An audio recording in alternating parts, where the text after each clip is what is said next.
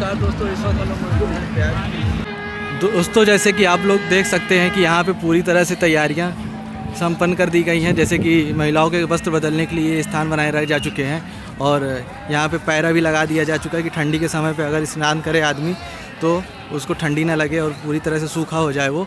और यहाँ पे खोया पाया केंद्र भी बना दिया गया है, जो अगर कोई भी किसी को दिक्कत होती है, कोई किसी का सदस्य खो जाता है तो यहाँ खोया पाया केंद्र में संपर्क कर सकता है।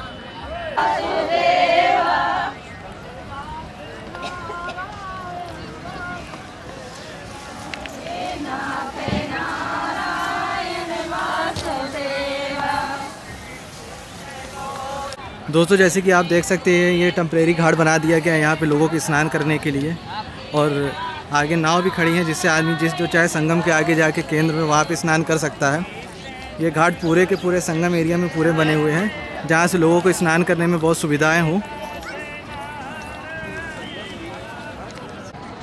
तो दोस्तों ये है संगम एरिया के पास में पार्किंग का एरिया, जहाँ पे आप अगर आएंगे नॉर्मल डेज़ में तो आपकी गाड़ी यहीं पे पार्क होंगी, और अगर आप शाही स्नान के डेट्स में आते हैं तो आपकी पार्किंग बाहर होगी, जहाँ वो मैं आपकी जगह दिखा दूँगा। कि इस वक्त हम लोग काली पाटून पुल नंबर 3 से जा रहे हैं झूसी की तरफ जाने का मार्ग। चलिए आपको ये पाटून पुल दिखाते हैं।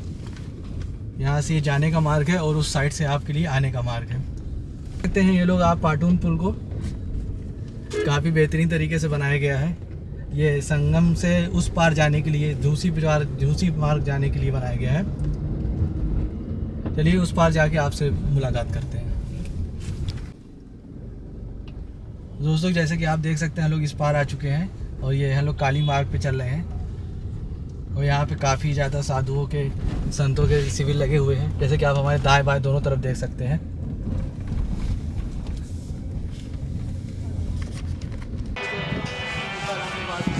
आइए चलिए आपको हम इसके अंदर ले चलते हैं और आश्रम दिखाते हैं आपको।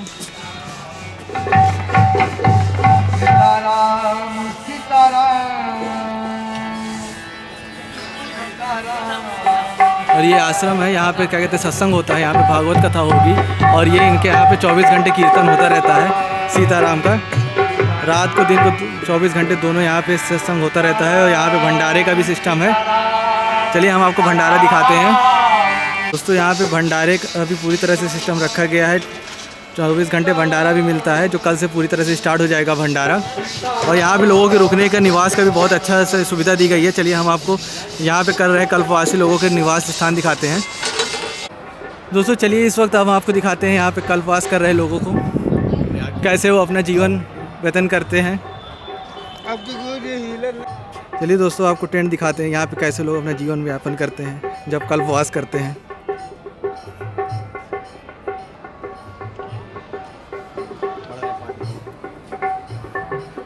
देखिए जैसे ये लोग पाठ कर रहे हैं, पूरा दिनचर्या इनका यही इसी में निकल जाता है, भगवान की भक्ति में। पॉसिबल होगा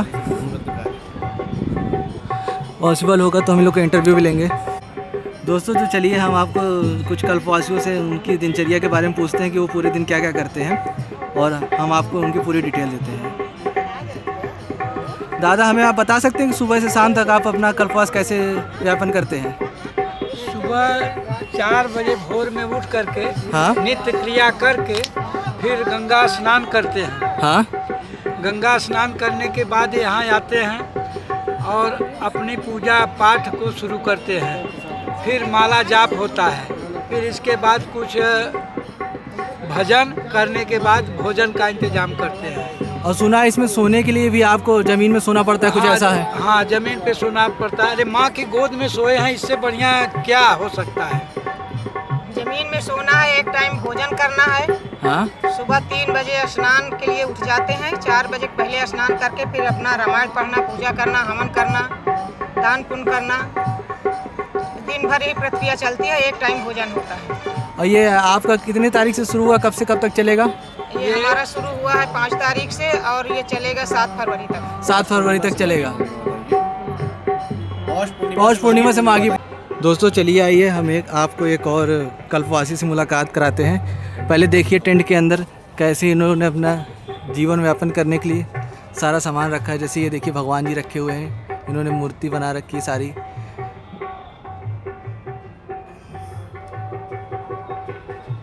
और यहाँ पे इन्होंने अपना किचन का सारा सामान रखा हुआ है, टेंट के अंदर ही सारा व्यवस्थित है। ये पूरा 1 महीने के लिए सारा सिस्टम रखा गया है। और कल्पवासी जो कल्पवास करते हैं वो ज़मीन में ही सोते हैं। चलिए आइए इनसे बात करते हैं और इनके बारे में डिटेल लेते हैं कि ये पूरा दिन क्या करते हैं। अंदर सुबह गंगा नहाना है भोर हाँ। में 4 बजे भोर गंगा नहाना है, फिर आके घर में पूजा पाठ करना है, फिर अपना कपड़ा वपड़ा धो, फिर दोपहर का खाना बनाओ, खाओ, अपन पूजा पाठ करो, कथा सुनने जाओ। तो दोस्तों इस वक्त हम लोग छोटू पंडा के आश्रम में कल्पवाश्रम में बैठे हुए हैं। यहाँ पे कल्पवासी हैं, हम इनसे इस चीज़ का इंटरव्यू लेंगे कि जानेंगे कि कल्पवास में हम लोग क्या करते हैं और ये पूरा जो 1 महीने का समय होता है ये लोग कैसे व्यतीत करते हैं। तो शुक्ला जी ये आप बताइए, आप कहाँ से आए हैं यहाँ प्रयागराज? गोरखपुर जनपद से आए हैं, चौरी तहसील से। हाँ, और इस साल कल्पवास का मेरा 9वां साल है। इस वक्त आपका 9वां साल है। 9वां साल है। तो मतलब आपने ये 9 साल लगातार कल्पवास किए हैं माघ मेला में आके यहाँ प्रयाग। तो इस बीच आपने क्या मतलब कुछ परेशानियाँ आई हैं, जैसे कि अलग अलग तरीके से 9 साल किया है कि कुछ एक ही नहीं, तरह से होता एक ही इसमें कल्पवास में नियम है है? जहाँ प्रारंभ करते हैं जिस पंडा के वहाँ से या जिस आश्रम से, जहाँ से भी जहाँ से वहीं जो है पूरा किया जाता है। अच्छा, इसमें ये नियम है कि जहाँ से शुरू किया आप हाँ, तो आप वहीं से ही खत्म अब कर तो लोग तमाम लोग इधर उधर कर लेते हैं कि 2 साल यहाँ की, 1 साल वहाँ की, 1 साल वहाँ की। ऐसा होना पहले नहीं होता था। हम लोग उसी परंपरा से हैं कि नहीं, एक ही जगह मतलब सैयादान करने के बाद ही वो स्थान छोड़ा जाए। तो हमारे दर्शकों को आप ये बताना चाहेंगे कि ये जब कल्पवास शुरू करते हैं तो इसमें क्या क्या नियम होते हैं, क्योंकि बहुत लोग अभी कल्पवास के बारे में जानते नहीं कि कल्पवास होता क्या है। कल्पवास असल में दरअसल में जीवन की जो है एक तरह से वानप्रस्थ आश्रम का ये प्रारंभ होता है। हाँ, प्रारंभ होता है। तो जो 50 साल की उम्र के बाद होता है, कारण यह है कि 50 साल से कुछ महिलाएं पीरियड में आ जाती हैं तो आश्रम दूषित हो जाएगा, छोटे से स्थान में रहना है। हाँ। इसलिए कहा जाता है 50 साल के बाद ही महिलाएं चाहे पुरुष जो है आवे, और तब तक जिम्मेदारियों से लोग शादी ब्याह बच्चों का करके मुक्त हो जाते हैं। निश्चिंत जीवन होने पर एकाकी जीवन का है व्यवस्था कि आप उस समय कैसे कम से कम सामान में, कम से कम स्थान में अपना जीवन यापन कर सकते हैं, त्यागपूर्ण जीवन। तो इसमें ये भी है क्या कि महिलाएं पहले कुछ 40-50 की उम्र से पहले नहीं कर सकती हैं कल्पवास? करती हैं, लोग आ जाती हैं, लेकिन उससे जो प्राचीन हमारी परंपरा उसमें है, नियम है? पीरियड के समय में 3-5-7 दिन उनको वर्जित किया जाता किया है। जाता है। तो उसमें जो है अगर वो रहेंगी तो एक छोटा टेंट है, चारों तरफ इस हिसाब से पवित्र होगा, बाधाएं आएंगी, इसलिए उनको ये किया जाता है 50 साल की उम्र के बाद ही 50 तो साल पीरियड उनका ब्रेक हो जाए। और पुरुषों में ये चीज़ की लागू? पुरुषों में ऐसा कुछ नहीं है। पुरुषों में ये क्योंकि युवावस्था में रहने पर पति पत्नी जब एक साथ रहेंगे तो ब्रह्मचर्य पालन थोड़ा मुश्किल हो जाता है। हाँ। इसलिए किया जाता है कि आप मतलब ब्रह्मचर्य का पालन करें, नियम पूर्वक रह लें, संयमित भोजन हो यहाँ। और एक दिनचर्या आपकी क्या रहती है ये भी बताइए, हम लोगों को सारा सुबह कुछ पता जैसे चले। ब्रह्म मुहूर्त में हम लोग जगते हैं, ब्रह्म मुहूर्त में नित्य कर्म करके गंगा स्नान करते हैं, आकर के अपना जो ठाकुर जी को लाए हैं, जिस देवी देवता का पूजन करते हैं। अग्निहोत्र इसमें आवश्यक है। ये अग्निहोत्र क्या होता है? हवन किया जाता है देवताओं के लिए। जैसे देवताओं के लिए हवन किया जाता है। हाँ, सप्तबारुणी है, पंचलोकपाल है, 10 दिक्पाल है, इन सबका जो है गंगा जी को, जमुना जी को सबको हवन आहुति दी जाती है घी की, या कुछ लोग हवन सामग्री भी रखते हैं। उसके बाद पंचबली निकाली जाती है। भोजन कोई भी बनेगा तो जैसे पंडा जी के लिए निकाल दिया जाएगा, पहले पंडा जी को दे दिया जाए, ठाकुर जी को भोग लगे, पक्षियों के लिए निकाल देते हैं, पशु गाय के लिए निकाल देते हैं। और खाने पीने में कोई रोग जो बदलाव खाने है? में भाई जैसे यहाँ अन्न का उपयोग एक ही बार हो सकता है। अच्छा, मतलब अन्न अलाउ होता है पर एक ही बार खाया जा एक सकता बार हम लोग खाते हैं। तमाम लोग हैं मतलब नहीं चल पाता है, दोनों समय ले लेते हैं, लेकिन ऐसा नहीं भाई, यहाँ हमको त्याग ही करना है। जितना संभव हो सके अधिक से अधिक अपने शरीर को नियंत्रित करें, मनोभाव को नियंत्रित करें, इसी का ही है। कड़वा तेल हम लोग नहीं खाते, मूंगफली का तेल हुआ, घी हुआ, देसी घी ज़्यादातर प्रयोग करना चाहिए। और जो ब्रह्म मुहूर्त में आप नहाते हैं सुबह, मतलब सुबह 4 बजे आपका स्नान पूर्ण हो हाँ जाता हाँ, है? 4 बजे नहीं, इतनी ठंड में? 4 बजे उठते हैं, तभी 6 बजे के पूर्व सब लोग अच्छा, 6 स्नान बजे कर, तक कल स्नान बाकी सारे लोग लगभग 6 बजे पूर्व स्नान कर लेते हैं। सूर्योदय से पूर्व स्नान आवश्यक है। अच्छा, मैंने सुना है कुछ सैयादान जैसे सिस्टम भी होता है कि आपको 6 साल या 9 साल? सैयादान जैसे जब पूर्ण होने लगता है तो चाहिए तो 12 साल पर करना, लेकिन कुछ शारीरिक कंडीशन, कुछ आर्थिक पारिवारिक उनकी कंडीशन जो होती है तो लोग नहीं पूरा अगर देखते हैं स्थित हो पाएगी तो 6 साल पर, 9 साल पर, 12 साल पर अपना करते हैं। अब हमारा ये इस साल 9वां वर्ष है। पत्नी की तबीयत स्वास्थ्य जो है ठीक नहीं चल रहा है, घुटने वगैरह दिक्कत है, BP और शुगर की मरीज है, कोई दिक्कत उनके साथ आ रही है तो इसलिए जो है इस साल 9वें साल है सैयादान करेंगे, लेकिन यहाँ कल्पास नहीं छोड़ेंगे। उससे अगर थोड़ा वो बंधन मुक्त है कि फ्री रह पाएंगी, उनको स्नान नहीं भी की घर पर कर ली। सैयादान क्या होता है, कुछ बता सकते हैं? हाँ, कैसे उसमें क्या किया अपने जाता है? दैनिक उपयोग की सारी वस्तुएं दान की जाती है, जो हम उपयोग करते हैं अपनी इच्छा अनुसार, इच्छानुसार, अपनी जो भी सामर्थ्य हाँ। के अनुसार। अब इसमें स्वर्ण दान, रजत दान, सोना है, चांदी है, धातुओं का दान है, अन्न का दान है, बिस्तर है, वस्त्र है, ये सारी चीजें दी जाती हैं। ये दान किसको जाता है? पंडा को। ये दान पंडा को। हाँ, यहाँ का दान उन्हीं का है। अब हम ही जैसे चौकी बनवा के लाए हैं, गद्दा रजाई अपना लाए हैं, अन्न लेके आए हैं, सारा सामान तैयार करके आए, उनको अक्षरा सप्तमी के दिन। ये गद्दा रजाई से सुना है मैंने कि इसमें सिर्फ जमीन में ही सोना पड़ता है, कुछ ऐसा नियम है? नहीं, नीचे बिस्तर पूर्ण जमीन पर थोड़ा कोई सो पाएगा। नहीं वही मतलब कि हाँ, वो पहले चौकी लोग बिछा के रहते नहीं थे, सो सकते साधु थे। संत सन्यासी लोग रहते होंगे, लेकिन हम लोग समय में नहीं चल पाएगा शरीर हाँ, ये भी इतना बात साथ में। तो तो शुक्ला जी एक बात बताइए कि यहाँ पे दान का क्या महत्व है दान जो का हमारे पुराणों में वर्णित है? भाई, कोई भी हम कर्म करते हैं, दान एक त्याग का स्वरूप है हाँ, कि हम कितनी चीज़ें दान कर सकते हैं, जो हम अपनी सामर्थ्य होती है उस हिसाब से दान करते हैं। आज तमाम लोग जो है कल्पास साधु संत के महात्माओं के आश्रम में भी करते हैं, अन्य जगहों से कर लेते हैं। कल्पास वास्तव में कल्पास हम करते हैं यहाँ स्वपाकी जीवन व्यतीत करने के लिए।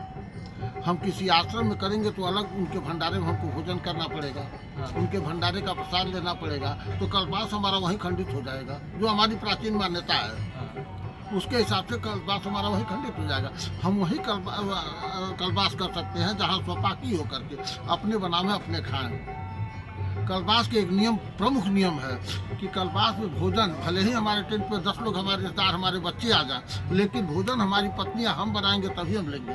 खुद का पकाया हुआ भोजन खुद का पकाया हुआ वो किसी खाया और जा के सकता हाथ है, का किसी और के हाथ का नहीं।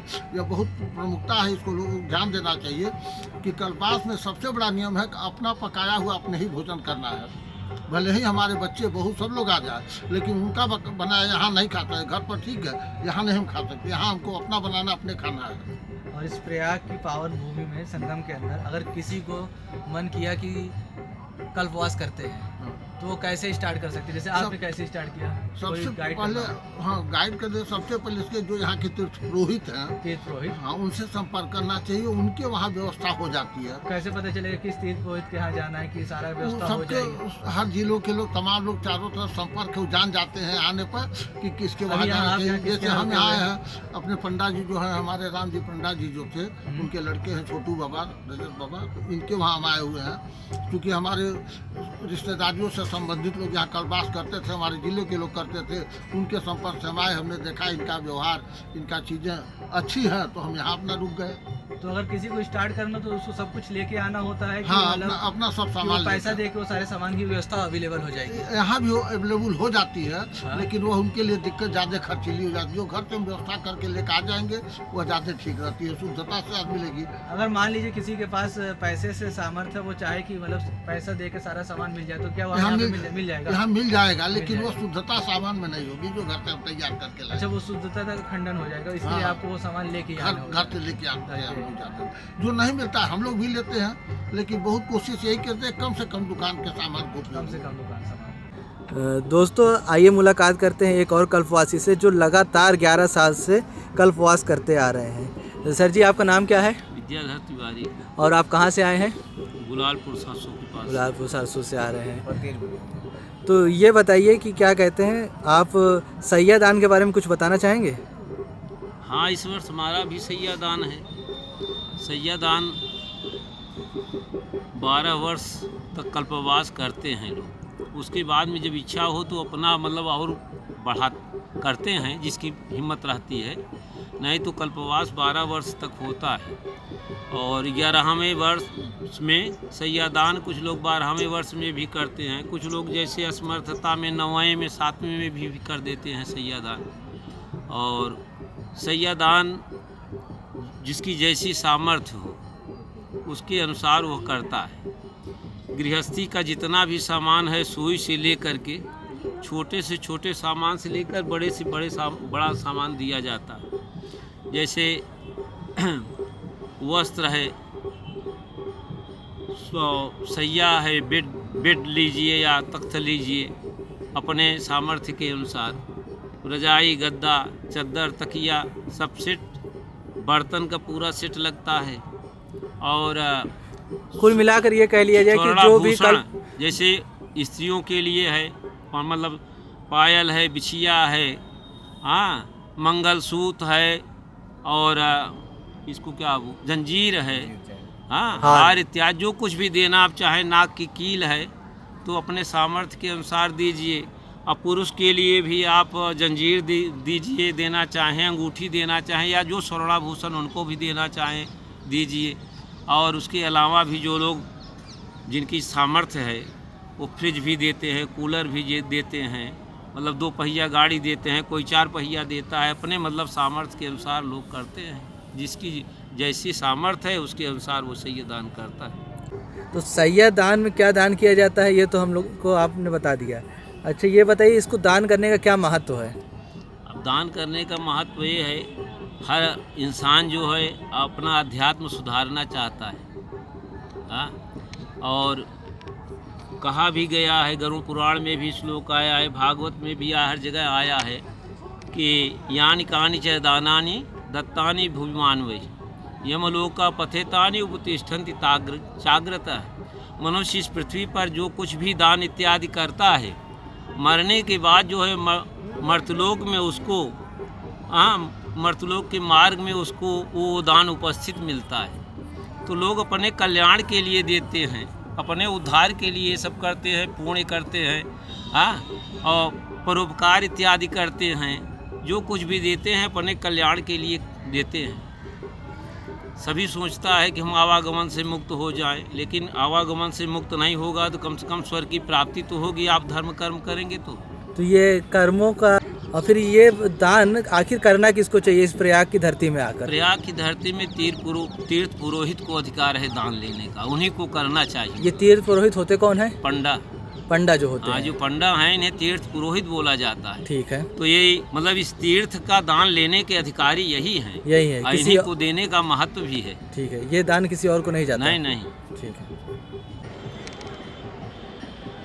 दोस्तों, इस वीडियो को हम यहीं समाप्त करते हैं और इसके बाद आने वाली अगली वीडियो में हम इस माघ मेले के क्षेत्र की पूरी आपको जानकारी वीडियो लेके आएंगे और 2-3 और आश्रम है जहाँ आपको विजिट करेंगे, दिखाएंगे कि लोग अपना जीवन यापन कैसे करते हैं, और संगम क्षेत्र की भी जानकारी देंगे कि लोग यहाँ पर सुबह कितने करोड़ लोग स्नान करने आते हैं, और पूरे चल रहे 1 महीने में हम आपको हर तरह की जानकारी देंगे, और कैसे लोग यहाँ पे रहते हैं, स्नान करते हैं, लोग आते जाते हैं, कितने करोड़ों की भीड़ होती है, और कितना यहाँ पे भंडारा फ्री में चला करता है। हम आपको यहीं से आपसे इजाज़त लेना चाहते हैं, और आपको वीडियो अच्छी लगी हो तो चैनल को लाइक शेयर सब्सक्राइब कर दीजिएगा, और अपने दोस्तों के साथ इस चैनल को शेयर कीजिएगा। तब तक के लिए राम राम।